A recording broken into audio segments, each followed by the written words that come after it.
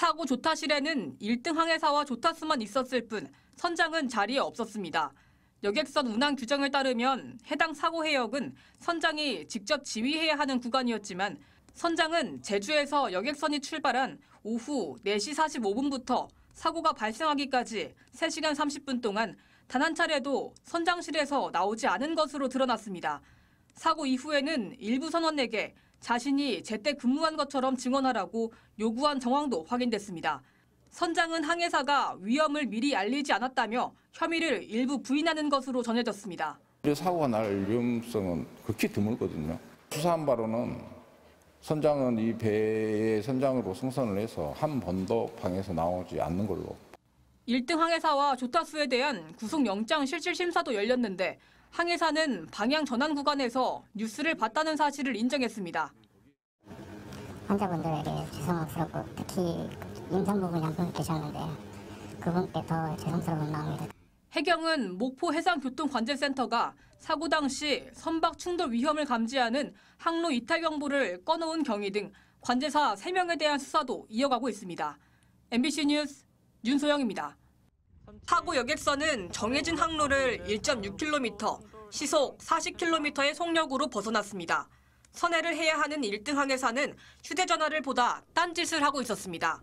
충돌까지 3분가량 걸렸는데 1등 항해사는 무인도를 100m쯤 앞두고 그제야 잘못된 걸 깨달았다고 앞서 진술했습니다.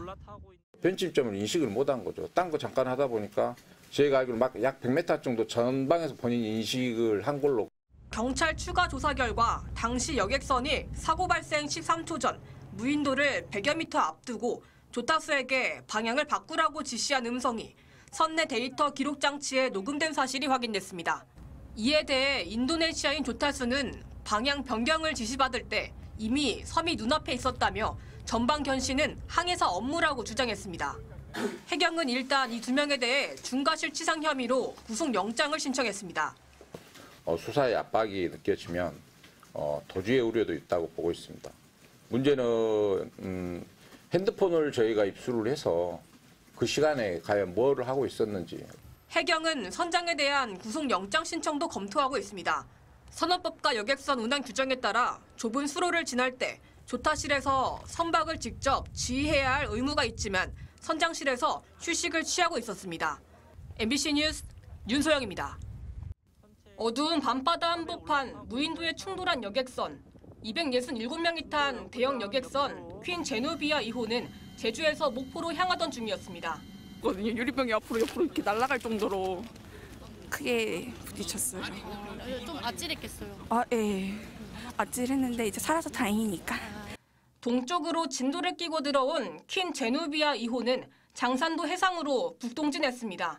무인도인 족도를 1600m 앞두고선 오른쪽으로 선회해야 할 지점을 지나쳤고 시속 40km로 직진해 3분 만에 족도와 충돌했습니다. 당시 조타실 근무자는 1등 항해사와 인도네시아인 조타수. 좁은 해역이라 전방을 주시하고 수동 운전을 해야 하는데 배는 자동항법 장치가 걸려 있었습니다. 그런데 배를 수동 전환해 선회해야 할 시점에 1등 항해사가 휴대전화를 보며 딴짓을 하고 있었던 것으로 드러났습니다. 뉴스를 보고 있었다. 근데 이거는 본인이 하는 진술일 뿐이고요. 아무튼 저희는 중과실로 보고 있습니다. 선장은 당시 휴식 시간이라 조타실에 없었지만 해경은 위험 구간에는 선장이 조타실에 있어야 한다고 판단하고 있습니다. 해경은 1등 항해사와 조타수를 긴급 체포한 뒤 선장을 포함해 3명을 중과실치상 혐의로 입건했고 선체 CCTV와 항해 기록 저장 장치 등을 확보해 정확한 사고 경위를 조사하고 있습니다. 한편 좌초 당시 충격을 받은 승객 30명은 병원으로 이송됐다가 대부분 퇴원한 상태입니다.